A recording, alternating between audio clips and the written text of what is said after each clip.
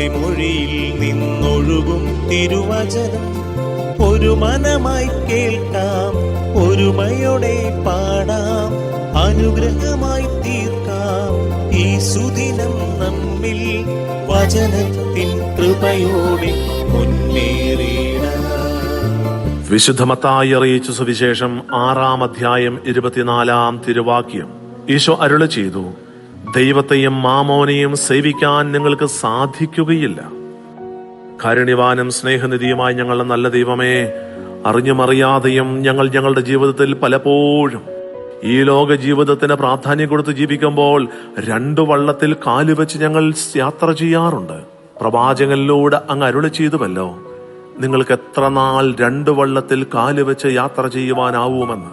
ഓ ദൈവമേ, ഈ ലോകത്തിലെ എന്റെ ജീവിതത്തിലെ ഓരോ നിമിഷത്തിലും അങ്ങ് നൽകിയ ദൈവകൽപ്പനകൾക്ക് ജീവിതത്തിൽ പ്രാധാന്യം നൽകിക്കൊണ്ട് വളരെ പ്രത്യേകമായി 1-ാമത്തെ ദൈവപ്രമാണമായ നിന്റെ കർത്താവായ ദൈവം ഞാനാകുന്നു, ഞാനല്ലാതെ മറ്റൊരു ദൈവം നിനക്കുണ്ടാകരുത് എന്ന ദൈവപ്രമാണം എന്റെ ജീവിതത്തിൽ ദൈവമേ വള്ളി മാറ്റമില്ലാതെ പ്രാവർത്തികമാക്കി അങ്ങയെ മാത്രം സേവിക്കുവാനും അങ്ങയുടേത് മാത്രമായി തീരുവാനും അങ്ങയുടെ വചനങ്ങളും കൽപ്പനകളും മാത്രം ജീവിതത്തിൽ ഏറ്റെടുത്ത് ജീവിക്കുവാനും ഈ ഭൂമിയിലെ തുടർന്നുള്ള എന്റെ ഓരോ നിമിഷത്തിലും എന്നെ അനുഗ്രഹിക്കണമേ എന്ന് പ്രാർത്ഥിച്ചുകൊണ്ട് നമ്മുടെ കർത്താവ് ഈശോ മിശിഹായുടെ കൃപയും പിതാവായ ദൈവത്തിന്റെ സ്നേഹവും പരിശുദ്ധാത്മാവിന്റെ സഹവാസവും പരിശുദ്ധ അമ്മയുടെയും നീതിമാനായ മാർ യൗസേപ്പിന്റെയും മാധ്യസ്ഥവും സകല മാലാഖമാരുടെയും സകല വിശുദ്ധരുടെയും സംരക്ഷണവും നൽകി സർവശക്തനായ ദൈവം നിങ്ങളെ ആശീർവദിച്ച് അനുഗ്രഹിക്കട്ടെ,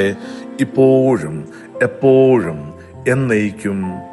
ആമേൻ. വചനത്തിൻ കൃപയോടെ മുന്നേറി